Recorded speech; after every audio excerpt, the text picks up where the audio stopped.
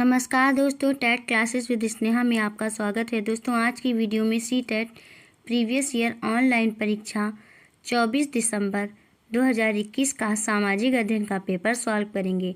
आइए क्लास शुरू करते हैं। क्वेश्चन है, बंदगाह शब्द को मध्ययुगीन काल में किसके लिए इस्तेमाल किया गया? बताइए दोस्तों, किसके लिए इस्तेमाल किया गया? इस क्वेश्चन का थर्ड ऑप्शन से हो जाएगा गुलामों के लिए। मध्यकाल में प्रयोग किया जाने वाला शब्द बंदगाह एक फारसी का शब्द है जिसका अर्थ होता है वह गुलाम जिसकी सैन्य, प्रशासनिक तथा अन्य राजसी कार्यों के लिए मध्य एशियाई गुलामों के बाजारों से खरीदा जाता था। ये उच्च कौशल प्राप्त मनसबदार होते थे। मध्यकालीन राजाओं के सैन्य सफलताओं में इनका महत्वपूर्ण योगदान होता था। नेक्स्ट क्वेश्चन है दोस्तों,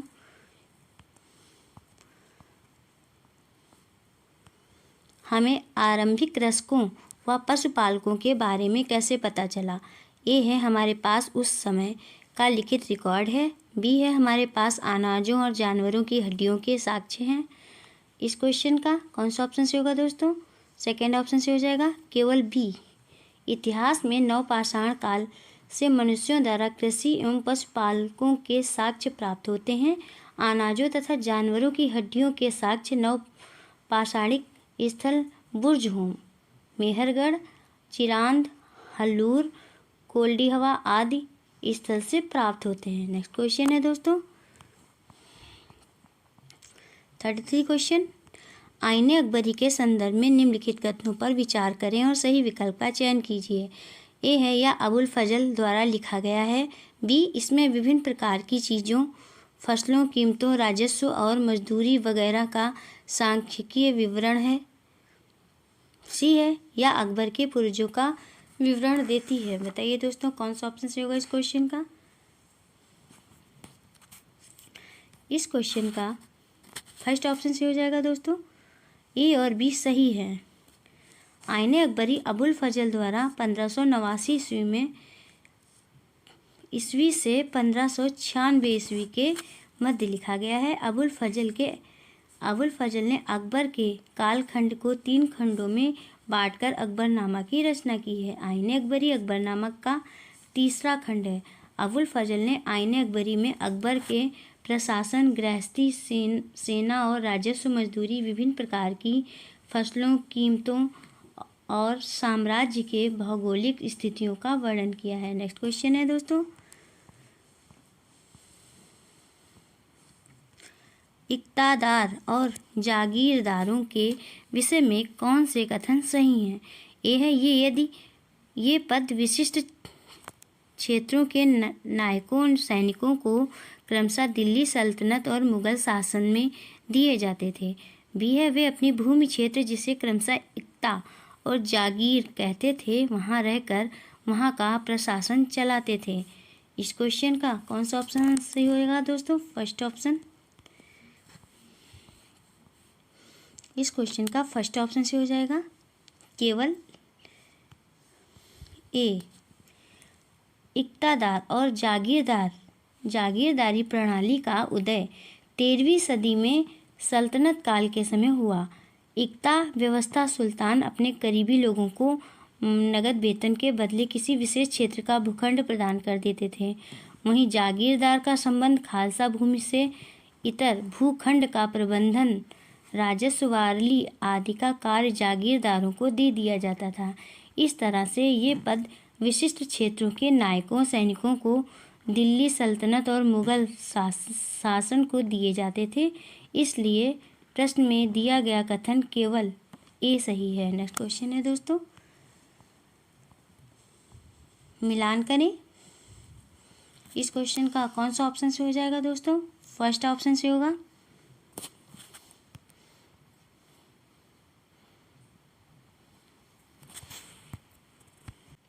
थर्टी 35 क्वेश्चन को इस प्रकार मिलाएंगे दोस्तों, विलियम जोन्स, प्राचीन संस्कृति का सम्मान, रविन्द्रनाथ टैगोर, प्राकृतिक वातावरण में सीखना, और महात्मा गांधी हैं, अंग्रेजी शिक्षा के आलोचक थे। थॉमस मैकाले, अंग्रेजी भाषा का प्रसार किया इन्होंने। नेक्स्ट क्वेश्चन है दोस्तों, कथन ए व बी को पढ़कर सही विकल्प का चुनाव कीजिए। कथन ए है अशोक का धम्म ईश्वर की पूजा पर बल देता था। कथन बी है अशोक का धम्म बुद्ध के उपदेशों से प्रेरित था। इस क्वेश्चन का कौन सा ऑप्शन से हो जाएगा दोस्तों? फोर्थ ऑप्शन से हो जाएगा, केवल बी सही है। मौर्य शासक अशोक द्वारा धम्म की नीति को अपनाया गया। अशोक बौद्ध धर्म को मानने वाला था, बुद्ध के उपदेशों से प्रेरित था। कलिंग युद्ध के पश्चात उसने युद्ध नीति के स्थान पर धम्म की नीति अपनाई। अशोक का धम्म एक सामाजिक आचार संहिता है जो हर व्यक्ति को नैतिक जीवन जीने के लिए प्रेरित करती है। यह नीति किसी धार्मिक कर्मकांड की आवश्यकता पर बल नहीं देती है। नेक्स्ट क्वेश्चन है दोस्तों,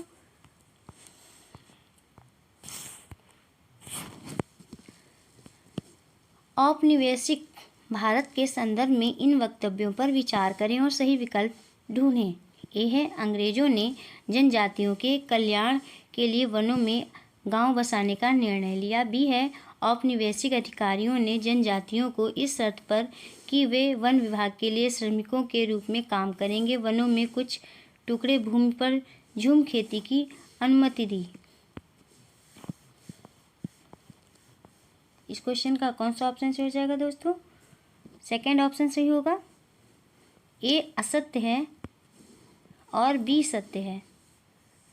ब्रिटिश आर्थिक नीति के अंतर्गत औपनिवेशिक हितों की पूर्ति के लिए जनजाति कल्याण का हनन किया गया तथा जंगल जमीन से उन्हें बेदखल कर दिया गया। बाहरी लोगों को उनके क्षेत्र से व्यापार और साहूकारी व्यवस्था की अनुमति प्रदान की गई। विभिन्न जनजाति विद्रोहों के परिणाम स्वरूप औपनिवेशिक अधिकारियों ने जनजातियों को इस शर्त पर छूट दी कि वे वन विभाग के लिए श्रमिकों के रूप में काम करेंगे तथा वनों के कुछ टुकड़ों पर झूम की खेती करेंगे। नेक्स्ट क्वेश्चन है दोस्तों,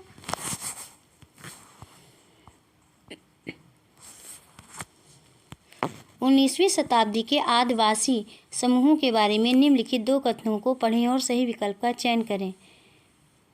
ए है वे झूम खेती करते थे, जानवरों का शिकार करते थे और वन्य उत्पादों को इकट्ठा करते थे। बी है वे एक जगह खेती करते थे, जानवरों का पालन और पोषण करते थे। बताइए दोस्तों इस क्वेश्चन का कौन सा ऑप्शन से हो जाएगा? थर्ड ऑप्शन से होगा। ए और बी दोनों। ब्रिटिश हस्तक्षेप से पूर्व 19वीं शताब्दी के आदिवासी समूह अपने प्राकृतिक अधिवास में रहते हुए कंदमूल, फल, जानवरों का शिकार करते हुए जीवन यापन करते थे। खेती के लिए जानवरों का पालन तथा झूम की खेती करते थे। नेक्स्ट क्वेश्चन है, सुधार आंदोलनों को उनके उद्गम स्थान से मिलान करें दोस्तों। कौन सा ऑप्शन से होगा? 39 का थर्ड ऑप्शन से हो जाएगा। 39 को मिलाएंगे। वेद समाज का मिलान मद्रास से, प्रार्थना समाज बम्बई से, सिंह सभा लाहौर से। नेक्स्ट क्वेश्चन है दोस्तों, निम्नलिखित में से कौन सा कथन सामाजिक सुधार और जाति उन्मूलन के संदर्भ में सही है? इस क्वेश्चन का कौन सा ऑप्शन से हो जाएगा दोस्तों? इस क्वेश्चन का फर्स्ट ऑप्शन से हो जाएगा। राम मोहन राय ने जातिगत असमानता को चुनौती देने वाली बुद्ध संप्रदाय की एक पाठ्य सामग्री का अनुवाद किया था। 19वीं सदी में हुए समाज सुधार आंदोलन ने महिलाओं से संबंधित और गैर बराबरी जातिगत मुद्दों को प्रमुखता से उठाया। इसी क्रम में राजा राम मोहन राय ने जाति व्यवस्था की आलोचना करने वाले एक पुराने बुद्ध ग्रंथ का अनुवाद किया था। नेक्स्ट क्वेश्चन है,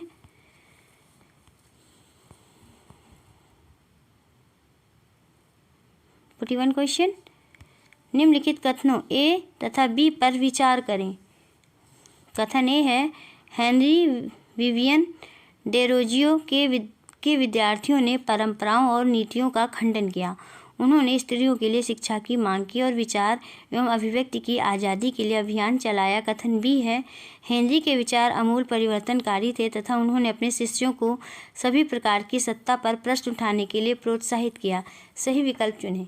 कौन सा ऑप्शन से होगा दोस्तों? इस क्वेश्चन का फर्स्ट ऑप्शन से हो जाएगा। ए और बी दोनों सही हैं। नेक्स्ट क्वेश्चन है, निम्न वक्तव्यों पर विचार कर सही विकल्प चुनें। ए है आमूल परिवर्तनवादी नेता मध्य मार्गवादी नेताओं की आलोचना उनके आत्मनिर्भरता और रचनात्मक कार्यों पर जोर देने के कारण करते थे।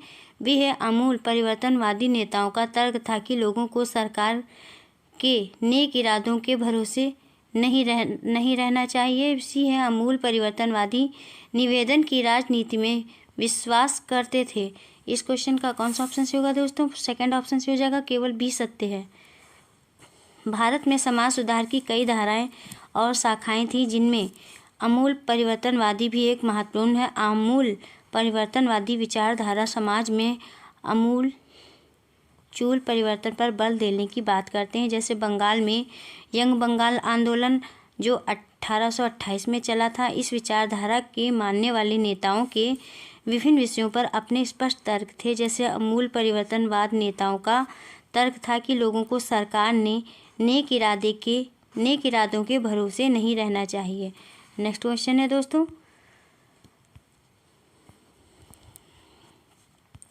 असहयोग आंदोलन के विषय में इन वक्तव्यों पर विचार करें। सही विकल्प चुनिए।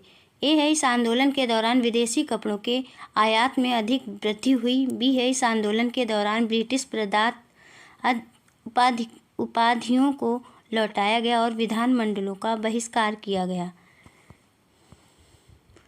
इस आंदोलन के दौरान विदेशी कपड़ों की होली जलाई गई। बताइए दोस्तों, इस क्वेश्चन का कौन सा ऑप्शन से हो जाएगा? इस क्वेश्चन का सेकंड ऑप्शन से हो जाएगा। दोनों बी और सी सत्य हैं। गांधी जी के नेतृत्व में चलाया गया पहला जन आंदोलन असहयोग आंदोलन जो 1920 में हुआ था। इस आंदोलन में नकारात्मक कार्यक्रम के अंतर्गत सरकारी उपाधियों की वापसी, विधानमंडलों का बहिष्कार हुआ और बड़े बड़े पैमाने पर विदेशी वस्त्रों का बहिष्कार किया गया था। इस आंदोलन में विदेशी कपड़ों की बर्बादी को रविन्द्रनाथ टैगोर ने निष्ठुर बर्बादी की संज्ञा देकर इसका विरोध किया था। नेक्स्ट क्वेश्चन है, भारतीय संविधान ने पहली बार डैश में क्या फिल करेंगे दोस्तों से ऊपर की आयु के लिए सार्वभौमिक वयस्क मताधिकार का प्रावधान किया। इस क्वेश्चन का थर्ड ऑप्शन से हो जाएगा 21। भारतीय संविधान के अनुच्छेद 326 में सार्वभौमिक वयस्क मताधिकार का प्रावधान संबंधित है। 61वें संविधान संशोधन से पूर्व मतदान करने की आयु 21 वर्ष थी। इस संशोधन यानी कि 61वें संशोधन के दौरान 1989 में मतदान की आयु 21 वर्ष से घटाकर 18 वर्ष कर दी गई। नेक्स्ट क्वेश्चन है दोस्तों, सूर्य से उनकी दूरी के अनुसार ग्रहों का उचित क्रम कौन सा है? इस क्वेश्चन का थर्ड ऑप्शन से हो जाएगा बुध, शुक्र, पृथ्वी, मंगल, बृहस्पति, शनि, यूरेनस तथा नेपच्यून। नेक्स्ट क्वेश्चन है दोस्तों,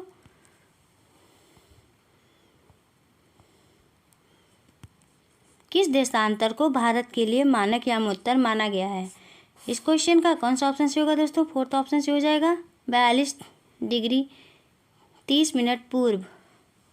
भारतीय मानक समय की गणना मिर्जापुर से गुजरने वाले 82 डिग्री 30 मिनट पूर्व यामोत्तर से की जाती है। नेक्स्ट क्वेश्चन है,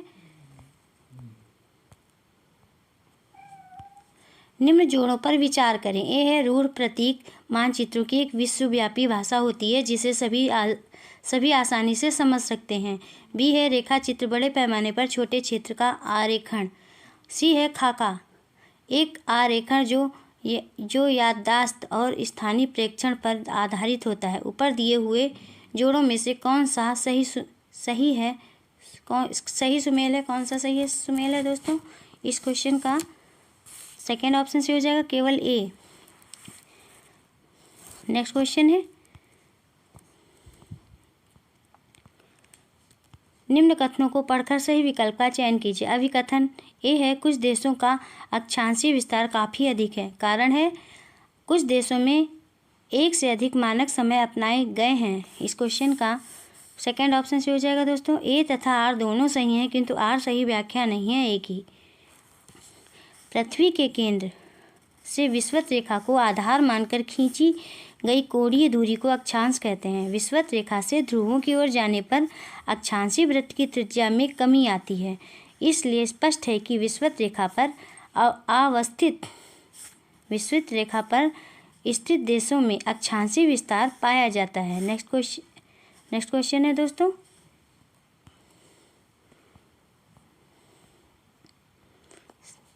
सही विकल्प के साथ मिलान करें। इस क्वेश्चन का कौन सा ऑप्शन से होगा दोस्तों? इस क्वेश्चन का सेकंड ऑप्शन से हो जाएगा। बीकानेर का मिलान गर्म से करेंगे और मुंबई का मिलान आर्द्र से करेंगे। मानसिन राम का मिलान सेकंड से वर्षा क्षेत्र से करेंगे और द्रास का मिलान फोर्थ ठंडा से कर देंगे। नेक्स्ट क्वेश्चन है दोस्तों,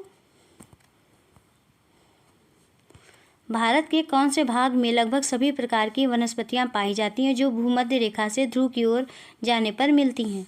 इस क्वेश्चन का कौन सा ऑप्शन से होगा दोस्तों? फोर्थ ऑप्शन से हो जाएगा, हिमालय। भारत के हिमालय क्षेत्र में सभी प्रकार की वनस्पतियां पाई जाती हैं जो भूमध्य रेखा से ध्रुवों की ओर जाने पर मिलती हैं। हिमालय क्षेत्र में विभिन्न ऊंचाइयों के साथ तापमान में अंतर आता है और जिससे जलवायु परिवर्तन होता है। इस कारण से प्राकृतिक वनस्पति में बदलाव आता है। नेक्स्ट क्वेश्चन है,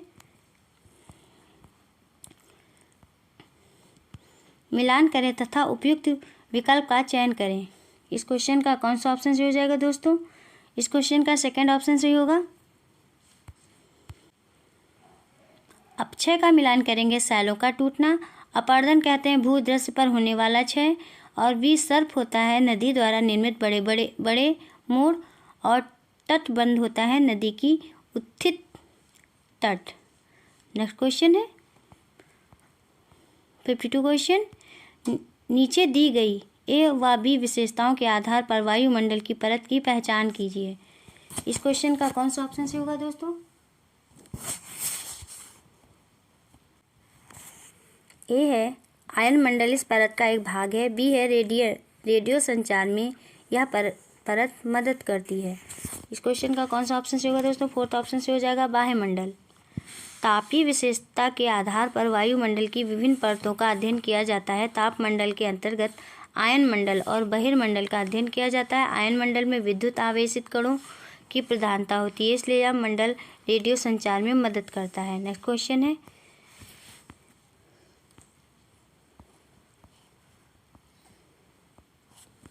निम्न कथनों तथा पर विचार कीजिए तथा सही विकल्प का चुनाव कीजिए। ये है ध्रुव बर्फ से ढके हुए हैं क्योंकि आपतन की मात्रा भूमध्य रेखा से ध्रुवों की ओर बढ़ती है। बी है ध्रुव उच्च अक्षांशों पर हैं और सूर्य की किरणें यहाँ तिरछी पड़ती हैं। इस क्वेश्चन का फोर्थ ऑप्शन से होगा दोस्तों। ए गलत है, बी सही है। सूर्य ताप को आपतन कहते हैं दोस्तों। सूर्य ताप की मात्रा भूमध्य रेखा से ध्रुवों की ओर घटती है क्योंकि ध्रुवों की तरफ सूर्य की किरणें तिरछी होती जाती हैं, जिससे सूर्य की ऊर्जा और ऊष्मा वहां तक नहीं पहुंच पाती है। यही कारण है कि ध्रुव बर्फ से ढके होते हैं और भूमध्य रेखा पर अत्यधिक गर्मी पड़ती है। ध्रुव उच्च अक्षांशों पर स्थित होते हैं और सूर्य की तिरछी किरणें भी यहाँ पड़ती हैं। नेक्स्ट क्वेश्चन है 54 क्वेश्चन, मरुस्थल के संबंध में निम्न दो कथनों पर विचार कीजिए। ए है ठंडा मरुस्थल लद्दाख बर्फीली हवाओं और तेज जलाने वाले सूर्य का ताप अनुभव करता है। बी है गर्म मरुस्थल सहारा में रातें उत्पन्न ठंडी होती हैं और तापमान गिरकर लगभग 0 डिग्री तक पहुंच जाता है। इस क्वेश्चन का कौन सा ऑप्शन से होगा दोस्तों? थर्ड ऑप्शन से हो जाएगा। ए तथा बी दोनों सही हैं। भारत में शीत मरुस्थल लद्दाख क्षेत्र में पाया जाता है। इसे ठंडा रेगिस्तान भी कहते हैं। यहाँ अत्यधिक ऊंचाई वाली पर्वत श्रेणियों के कारण जलवायु अत्यधिक शीतल एवं शुष्क होती है। गर्म मरुस्थलीय प्रदेश भूमध्य रेखा के दोनों तरफ 15 डिग्री सेंटीग्रेड 30 डिग्री अक्षांश के बीच महाद्वीपों के पश्चिम किनारे पर पाई जाती हैं। इन क्षेत्रों में दैनिक तापांतर अधिक होता है। यही कारण है कि गर्म सहारा मरुस्थल की रातें अत्यंत ठंडी होती हैं और तापमान गिरकर लगभग 0 डिग्री तक पहुंच जाता है। नेक्स्ट क्वेश्चन है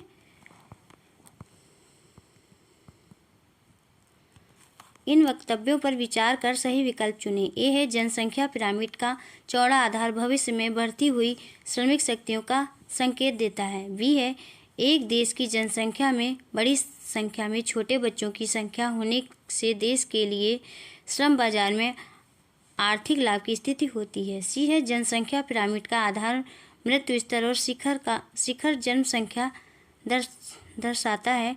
इस क्वेश्चन का कौन सा ऑप्शन से होगा दोस्तों? इस क्वेश्चन का आंसर हो जाएगा थर्ड ऑप्शन से होगा दोस्तों, केवल ए सत्य है।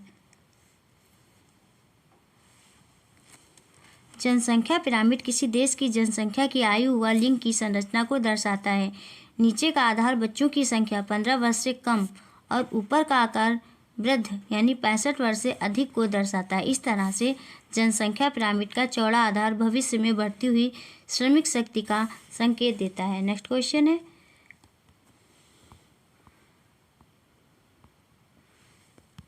प्राकृतिक वनस्पति और वन्य जीव के संरक्षण के संदर्भ में निम्नलिखित कथनों पर विचार करें और सही विकल्प का चयन करें। ये है विश्व के अनेक भागों में मनुष्य ने अपने क्रियाकलापों से अनेक जातियों के प्राकृतिक आवासों में उथल पुथल कर दी है।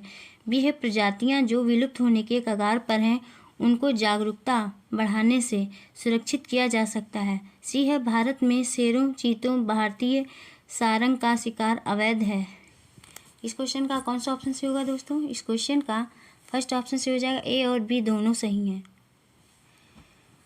प्राकृतिक वनस्पति और वन्य जीव के संरक्षण के संदर्भ में विश्व के अनेक भागों में मनुष्य ने अपने क्रियाकलापों से अनेक जातियों के प्राकृतिक आवासों में उथल पुथल पैदा कर दी। इन कारणों के बचाव के लिए सतत विकास और समपोषीय विकास की अवधारणा पर बल दिया जा रहा है। वन्य जीवों और वनस्पतियों की लुप्त प्राय प्रजातियों के अंतर्राष्ट्रीय व्यापार पर कन्वेंशन एक अंतर्राष्ट्रीय समझौता है जिसे 1963 में अपनाया गया है। भारत में वन्य और जीवों की रक्षा करने के उद्देश्य से वन्य जीव संरक्षण अधिनियम 1972 लागू किया गया है। नेक्स्ट क्वेश्चन है दोस्तों,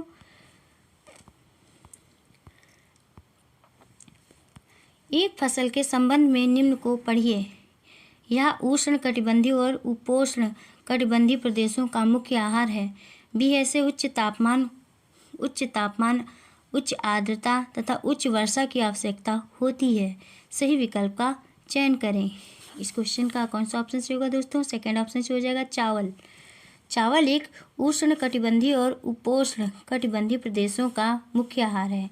इस फसल को उपजाने के लिए 25 सेल्सियस से अधिक तापमान, 100 सेंटीमीटर से अधिक वर्षा की आवश्यकता होती है। भारत जैसे देश में 25% भाग पर चावल की खेती की जाती है तथा कुल खाद्यान्न उत्पादन में चावल का लगभग 42% का हिस्सा है। नेक्स्ट क्वेश्चन है, हमारे आसपास रहने वाले बहुत से लोग गरीब हैं और उनके पास खाने के लिए पर्याप्त नहीं है। कभी कभी उनके पास रहने के लिए जगह भी नहीं होती है। इसका क्या कारण है दोस्तों? कौन सा ऑप्शन से होगा? इस क्वेश्चन का फर्स्ट ऑप्शन से हो जाएगा असमानता। हमारे आसपास रहने वाले बहुत से लोग गरीब हैं और उनके पास खाने या पहनने के लिए पर्याप्त नहीं है। उनके पास रहने के लिए मकान या जगह नहीं है। इसके विभिन्न कारण में से सबसे मूल कारण असमानता को माना गया है, जिसके अंतर्गत ये माना गया है कि समाज के संसाधनों पर कुछ लोगों पर नियंत्रण है। उस नियंत्रण को बनाए रखने के लिए असमानता का जन्म हुआ है। नेक्स्ट क्वेश्चन है दोस्तों, यदि आप छत्तीसगढ़ के गांव में राजकीय विद्यालय के अध्यापन कर रहे हैं तो असमानता की चर्चा के लिए किस समूह को उदाहरण के लिए स्थानीय संदर्भ में प्रयोग करेंगे? इस क्वेश्चन का कौन सा ऑप्शन से होगा दोस्तों? फोर्थ ऑप्शन से हो जाएगा बैगा जनजाति छत्तीसगढ़ के गांवों के क्षेत्र में निवास करती है। बैगा से आशय ओझा या झाड़ फूंक करने वाली जनजाति से है।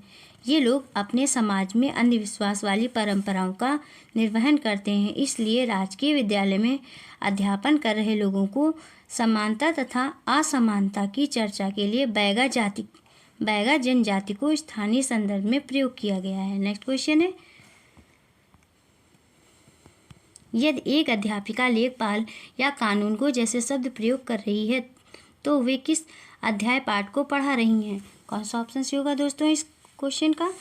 थर्ड ऑप्शन सही होगा दोस्तों, भू राजस्व रिकॉर्ड। ग्रामीण स्तर पर भू राजस्व की देखभाल करने वाले कर्मचारी को लेखपाल कहते हैं। कानूनों की वरीयता क्रम में लेखपाल से बड़ा पद होता है। ये दोनों अधिकारी तहसील स्तर से प्रत्येक गांव का भू राजस्व का रिकॉर्ड रखते हैं। नेक्स्ट क्वेश्चन है,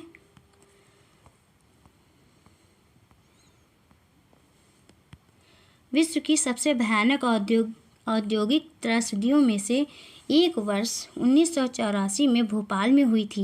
यूनियन कार्बाइड एक अमेरिकी कंपनी की फैक्ट्री थी जिससे यह प्रारंभ हुई। यह आपदा कोई दुर्घटना नहीं थी, क्योंकि इस क्वेश्चन का कौन सा ऑप्शन सही होगा दोस्तों? सेकंड ऑप्शन सही हो जाएगा। कंपनी ने लागत में कटौती के लिए जानबूझकर आवश्यक सुरक्षा उपायों की अनदेखी की। वर्ष 1984 में भोपाल में गैस त्रासदी को भयानक औद्योगिक त्रासदियों में गिना जाता है, क्योंकि एक अमेरिकी कंपनी यूनियन कार्बाइड की फैक्ट्री थी। इस दुर्घटना के पीछे मूल कारण ये माना जाता है कि कंपनी ने अपनी लागत कटौती के लिए जानबूझकर सुरक्षा उपायों की अनदेखी की थी। नेक्स्ट क्वेश्चन है, मानसून के दौरान मछुआरे समुद्र पर मछलियां पकड़ने नहीं जा सकते, क्योंकि यह वर्षा के कारण बीमार हो सकते हैं। बी है, नावें वर्षा के कारण उलट सकती हैं। और सी है, इस काल में मछलियां अंडे देती हैं। सही विकल्प का चयन कीजिए। इस क्वेश्चन का कौन सा ऑप्शन सही होगा दोस्तों? थर्ड ऑप्शन सही हो जाएगा, केवल सी। मानसून के दौरान मछुआरे समुद्र में मछलियों को पकड़ने नहीं जाते हैं, क्योंकि इस काल में मछलियां अंडे देती हैं। मछलियों एवं अन्य जीवों का प्रजनन काल होता है। इन मछलियों का सेवन करने से फूड पॉइजनिंग होने का खतरा हो जाता है। नेक्स्ट क्वेश्चन है,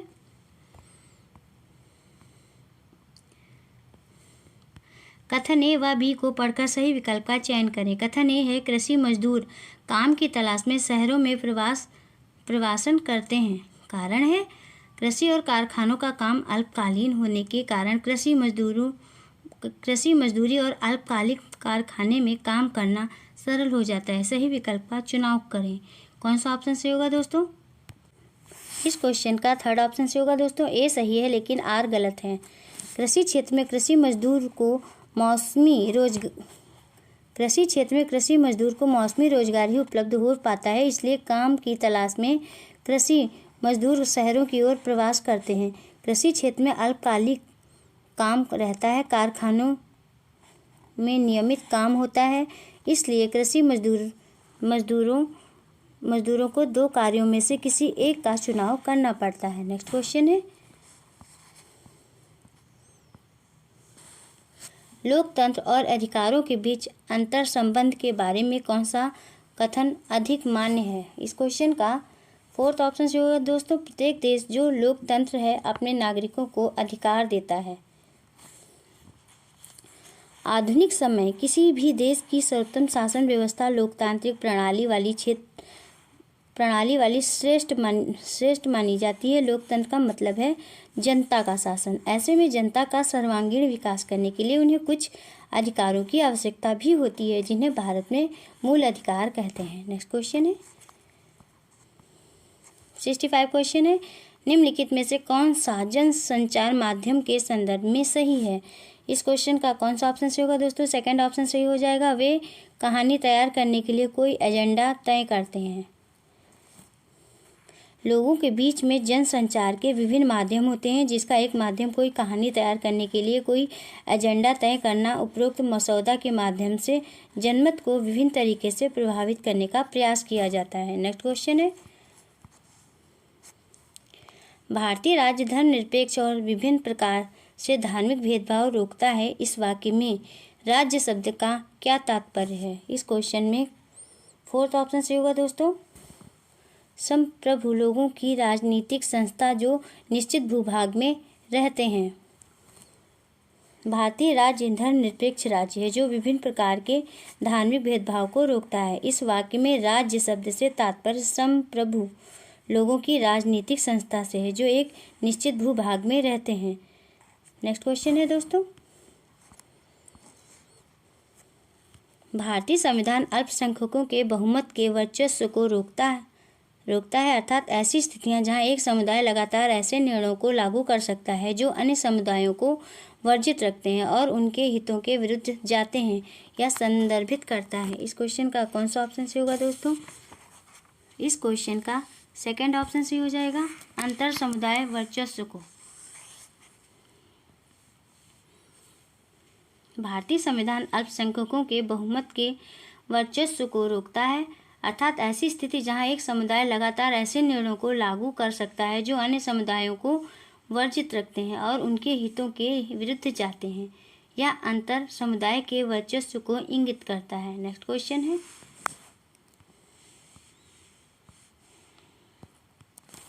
अध्यापिका छात्रों से ऐसा उदाहरण पूछती है जहां सर्वोच्च न्यायालय ने दो राज्यों के बीच के झगड़े का निपटान किया हो, निम्न में से कौन सा सही उदाहरण है? इस क्वेश्चन का थर्ड ऑप्शन से होगा दोस्तों, नदी जल के बंटवारे से संबंधित झगड़ा। भारत में दो राज्यों के मध्य मुख्यतः नदी जल के बंटवारे से संबंधित विवाद होता है। इस समस्या के समाधान के लिए संविधान में अनुच्छेद 262 के अंतर्गत अंतर्राज्यीय जल विवादों के न्याय निर्णय से संबंधित है। इसके अतिरिक्त राज्यों एवं केंद्रों के बीच समन्वय के लिए अंतर्राज्यीय परिषद अनुच्छेद 263 का प्रावधान किया गया है। नेक्स्ट क्वेश्चन है, विद्यालय में मिड डे मील बांटने के दौरान दलित समुदाय से संबंधित विद्यार्थियों के समूह को अलग बैठने के लिए कहा गया। यह उनके मौलिक अधिकारों का हनन है। वे न्याय प्राप्त करने के लिए क्या कर सकते हैं? ए है, वे इस कार्य के विरुद्ध विद्यालय प्रशासन को शिकायत कर सकते हैं। बी है, वे SC तथा ST के लिए गठित राष्ट्रीय समिति के अध्यक्ष को शिकायत लिख सकते हैं। सी है, वे विद्यालय प्रशासन के खिलाफ कोर्ट जाकर केस दाखिल कर सकते हैं। इस क्वेश्चन का कौन सा ऑप्शन सही होगा दोस्तों? इस क्वेश्चन का थर्ड ऑप्शन सही हो जाएगा, A, B तथा C।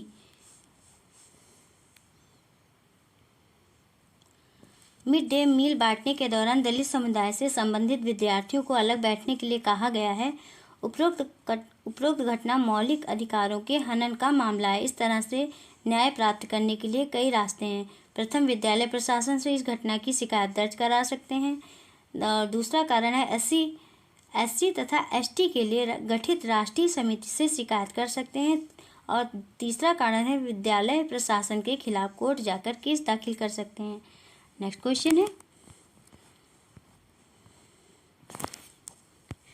जनजातियों के हाशियाकरण से निपटने के लिए कौन सा तरीका उचित है? इस क्वेश्चन का सेकंड ऑप्शन से होगा दोस्तों, जनजातीय इतिहास प्रस्तुत करना। जनजातीय के हाशियाकरण से निपटने के लिए विभिन्न तरीकों को अपनाया जाता है। इनमें से प्रमुख विकल्प है जनजातीय इतिहास प्रस्तुत करना। उनमें शिक्षा, स्वास्थ्य, आधारभूत संरचना के माध्यम से विकास करना है। नेक्स्ट क्वेश्चन है, सामाजिक विज्ञान शिक्षण में सामाजिक रचनावाद बल देता है। किस पे बल देता है दोस्तों? इस क्वेश्चन का थर्ड ऑप्शन से हो जाएगा, प्रयोगात्मक अधिगम पर।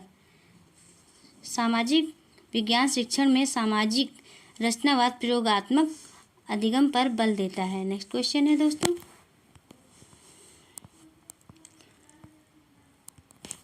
मुझे इतिहास उबाऊ लगता है क्योंकि यह केवल तिथियों को याद करने के बारे में है।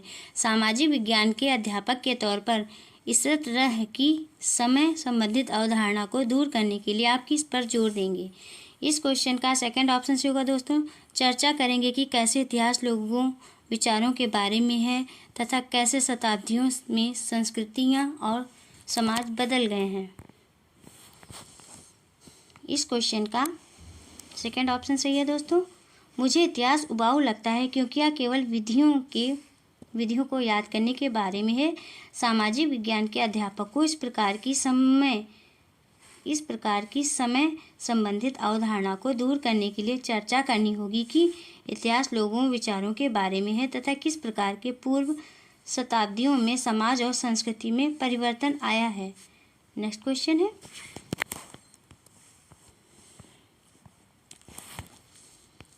मुस्लिम समुदाय एक हास्याकृत समुदाय है। इस विषय पर होने वाली एक वाद विवाद प्रतियोगिता में भाग लेने के लिए छात्रों की एक सामाजिक विज्ञान अध्यापक के रूप में किस प्रकार सहायता करेंगे? उन्हें वर्ष 2011 की भारत की जनगणना रिपोर्ट का अवलोकन करने के लिए कहेंगे। और बी है, उन्हें संविधान में अल्पसंख्यकों के विषय में दिए गए अनुच्छेदों को पढ़ने के लिए कहेंगे। सी है, उन्हें मुस्लिम पड़ोस में ले जाएंगे। डी है, लोक सेवाओं में मुस्लिमों की संख्या संबंधी डाटा कक्षा में लाकर। इस क्वेश्चन का कौन सा ऑप्शन सही होगा दोस्तों? इस क्वेश्चन का फोर्थ ऑप्शन से हो जाएगा दोस्तों, ए, बी, सी और डी। मुस्लिम समुदाय एक हास्याकृत समुदाय है।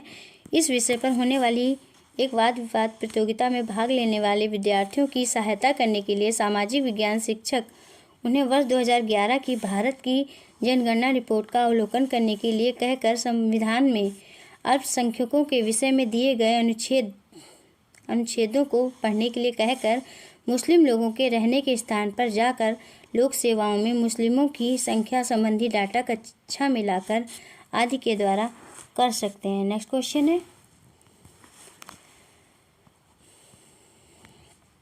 प्रारंभिक स्तर पर 13वीं शताब्दी से उत्तर भारत में नए धार्मिक विकास विषय पर परिचय देने तथा व्याख्या करने के लिए शिक्षिका द्वारा निम्नलिखित में से कौन सी युक्तियाँ अपनाई जा सकती हैं? ए, शिक्षिका निर्गुण भजन गा सकती है। बी है, शिक्षिका शब्द कीर्तन की रिकॉर्डिंग चला सकती है। सी है, शिक्षिका रामचरितमानस की चौपाई गा सकती है।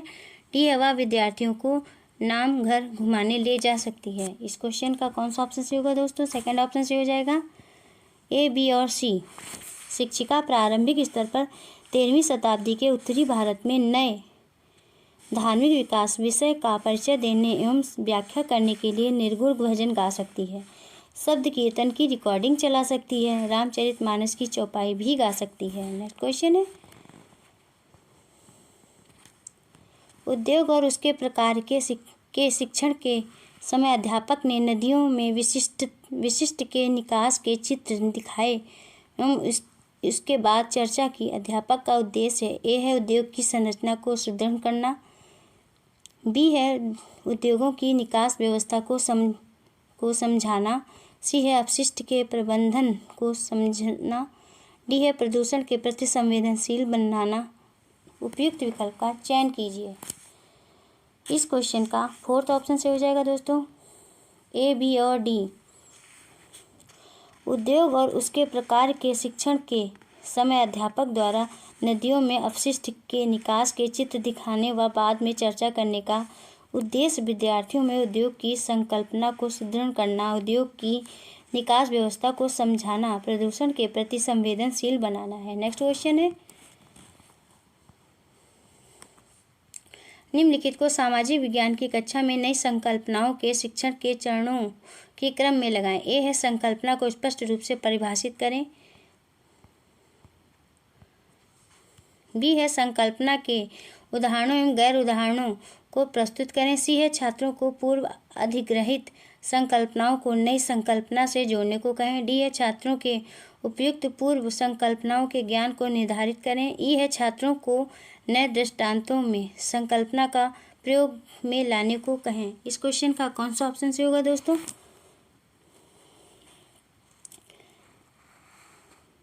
इस क्वेश्चन का फोर्थ ऑप्शन से हो जाएगा, डी, ए, सी, बी और ई। नेक्स्ट क्वेश्चन है,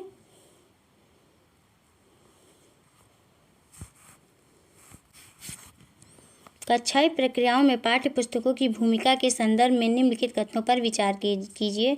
यह पाठ्य पुस्तक में दी हुई प्रश्नावली एक शिक्षक की सहायता करती है यह जानने में कि पाठ में जो कुछ पढ़ाया गया है वह छात्र को किस हद तक समझ आ गया है। बी है, वे पढ़ाए जाने वाले पाठ की लय को बाधित करती हैं। सी है, वे विद्यार्थियों को जो कुछ भी कक्षा में पहले पढ़ाया गया है उसे याद करने तथा उससे संबंध बनाने में सहायता करती हैं। इस क्वेश्चन का कौन सा ऑप्शन से होगा दोस्तों? इस क्वेश्चन का सेकंड ऑप्शन से हो जाएगा, केवल ए तथा सी। कक्षा कक्ष अधिगम प्रक्रिया में पाठ्य पुस्तकों में दी हुई प्रश्नावली शिक्षक की यह ज्ञात करने में सहायता करती है कि विद्यार्थियों को जो पाठ्य विषय वस्तु पढ़ाई गई है वह कितनी समझ आई है अथवा कहाँ समझने में कठिनाई उत्पन्न हुई है। पाठ्य पुस्तक कक्षा में जो कुछ पूर्व में पढ़ाया गया है उसे याद करने और उससे संबंध बनाने में सहायता करती है। नेक्स्ट क्वेश्चन है,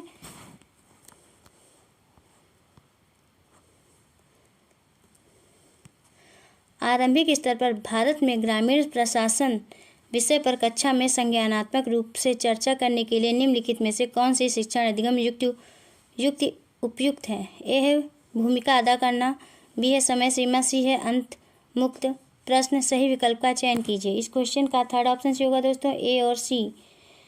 आरंभिक स्तर पर भारत में ग्रामीण प्रशासन विषय पर कक्षा में संज्ञानात्मक रूप से चर्चा करने के लिए भूमिका अदा करना व अंत मुक्त प्रश्न जैसी शिक्षण अधिगम युक्तियाँ अधिक उपयुक्त होती हैं। नेक्स्ट क्वेश्चन है, निम्नलिखित कथनों ए तथा बी विचार करें और सही विकल्प चुनें। बच्चों में संज्ञानात्मक विकास के लिए अध्यापक क्या कर सकते हैं?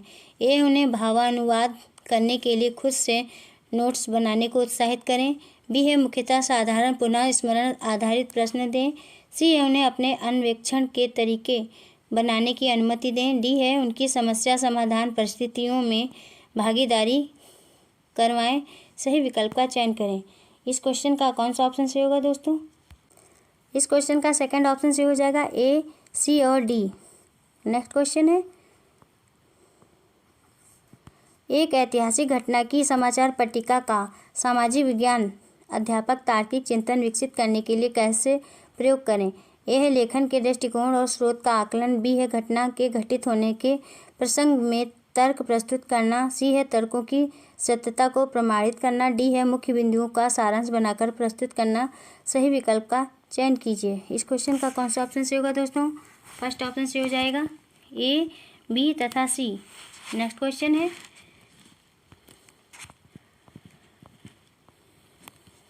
आदिवासी विषय पर चर्चा करते हुए सामाजिक विज्ञान के अध्यापक से अपेक्षा की जाती है कि इस क्वेश्चन का कौन सा ऑप्शन से होगा दोस्तों? फर्स्ट ऑप्शन से हो जाएगा केवल पाठ्य पुस्तक की विषय सूची पर संवेदनात्मक तरीके से चर्चा करें। नेक्स्ट क्वेश्चन है, प्रारंभिक स्तर पर इतिहास के शिक्षण का मुख्य उद्देश्य है। मुख्य उद्देश्य क्या है दोस्तों? कौन सा ऑप्शन से हो जाएगा? सेकंड ऑप्शन सही होगा। उन प्रक्रियाओं में बदलाव व विकास पर समझ बनाना जिनके द्वारा मानव समाज व सभ्यताएं विकसित हुई हैं। प्राथमिक स्तर पर इतिहास शिक्षण का उद्देश्य उन प्रक्रियाओं में बदलाव या परिवर्तन तथा विकास पर समझ बनाना है जिसके द्वारा मानव समाज व सभ्यताएं विकसित हुई हैं। नेक्स्ट क्वेश्चन है, निम्न कथनों ए और बी पर विचार करें तथा सही विकल्प चुनें। कथन ए है छात्र सामाजिक संघर्षों टकरावों से परिचित होते हैं या उन्हें भविष्य के लिए चिंतित करता है।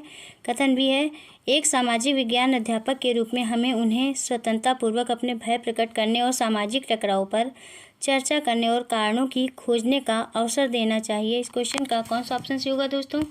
फर्स्ट ऑप्शन से हो जाएगा ए और बी दोनों सही हैं और बी सही व्याख्या करता है ए की। नेक्स्ट क्वेश्चन है,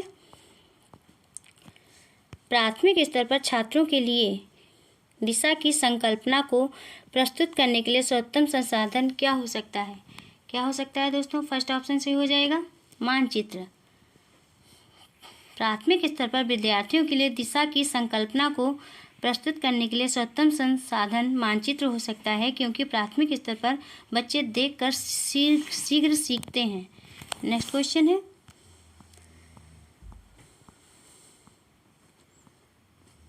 मान लीजिए कि कोई विद्यार्थी जीविका पर सरकारी योजनाओं के प्रभाव के बारे में अध्ययन करना चाहता है। उसे मुख्य रूप से डैश में क्या फिल करेंगे दोस्तों की आवश्यकता हो सकती है? ए है केवल तृतीय आंकड़ों को एकत्र करने, बी है सांख्यिकीय औजारों को प्रयोग करने की योग्यता, सी है योजना की जानकारी को इकट्ठा करना, डी है तुलनात्मक समूहों का सूत्रीकरण या प्रतिपादन। उपयुक्त विकल्प का चयन कीजिए।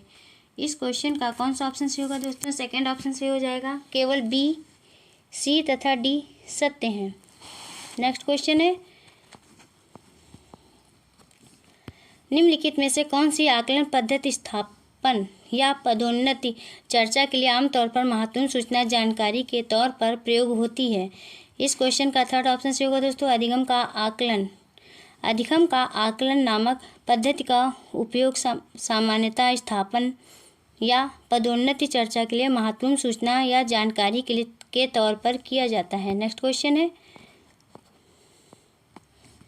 निम्नलिखित प्रश्नों में से कौन से तथ्यात्मक ज्ञान का आकलन करते हैं? ए है समोच्च जुताई क्या है, बी है अंतिम मुगल बादशाह ने अपने जीवन के अंतिम वर्ष कैसे जिए, सी है इतिहासकार पुराने समाचार पत्रों से प्राप्त सूचनाओं को पुलिस रिपोर्ट में पाई जाने वाली सूचना से भिन्न क्यों पाते हैं, डी है यदि आप संसद के सदस्य होते तो ऐसे 2 प्रश्नों की सूची बनाइए जो आप पूछ सकते हैं।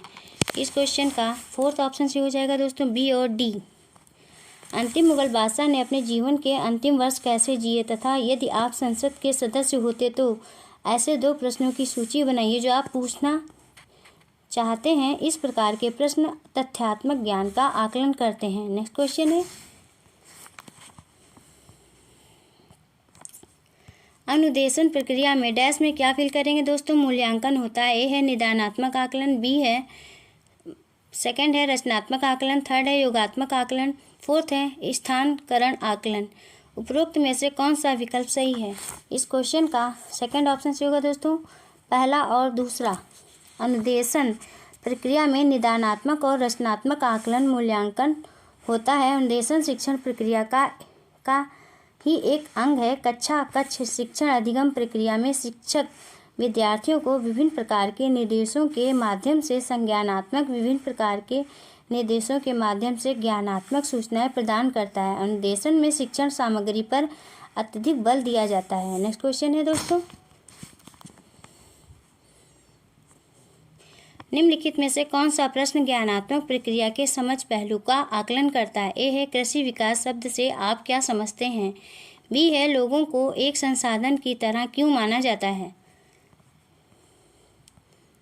सी है जनसंख्या विस्फोट को परिभाषित कीजिए, डी है 3 विशेषताओं को सूचीबद्ध कीजिए जो जनसंख्या बदलाव या परिवर्तन का कारण बनती हैं, ई है एक नए कानून के विधिकरण लागू होने में नागरिक क्या भूमिका निभा सकते हैं। दोस्तों इस क्वेश्चन का कौन सा ऑप्शन सही होगा? इस क्वेश्चन का थर्ड ऑप्शन से हो जाएगा ए, बी और ई। कृषि विकास शब्द से आप क्या समझते हैं? लोगों को एक संसाधन की तरह क्यों माना जाता है? एक नए कानून के विधिकरण लागू होने में नागरिक क्या भूमिका निभा सकते हैं? इस प्रकार के प्रश्न ज्ञानात्मक प्रक्रिया के समझ पहलू का आकलन करते हैं। इस प्रकार के प्रश्नों को मुक्त अंत वाले प्रश्नों में रखा जाता है जिसमें विद्यार्थी अपनी समझ के अनुरूप प्रश्न का उत्तर देते हैं। नेक्स्ट क्वेश्चन है 90 क्वेश्चन दोस्तों, निम्नलिखित प्रश्नों को पढ़िए, इनमें कौन से ज्ञानात्मक प्रक्रिया के विश्लेषण पहलू का आकलन करते हैं? ए है देशांतर और अक्षांशों के बीच भेद कीजिए, बी है ग्राम सभा क्या है, सी है अगर आपके घर में चोरी हुई है तो आप किस पुलिस थाने में अपनी शिकायत दर्ज कराएंगे, डी है ईस्ट इंडिया कंपनी ने मुगल वंश के अंत की योजना कैसे बनाई, ई है ईस्ट इंडिया कंपनी द्वारा नियुक्त किए गए सिपाही असंतुष्ट क्यों थे। इस क्वेश्चन का कौन सा ऑप्शन से हो जाएगा दोस्तों? फोर्थ ऑप्शन से होगा दोस्तों ए, डी और ई। ज्ञानात्मक प्रक्रिया का विश्लेषण पहलू दी गई सूचना के प्रतिरूप और संबंध की पहचान करने की प्रक्रिया को संदर्भित करता है। विश्लेषण ब्लूम टैक्सोनॉमी के संज्ञानात्मक अनुक्षेत्र के उप अनुक्षेत्र में आता है। बस दोस्तों आज की वीडियो में इतना ही। दोस्तों यदि आपको क्लास पसंद आई हो तो चैनल को सब्सक्राइब करिए, लाइक करिए, शेयर करिए और कमेंट्स करके बताइए कि क्लास कैसी रही। मिलते हैं नेक्स्ट क्लास में। Thank you for watching this video.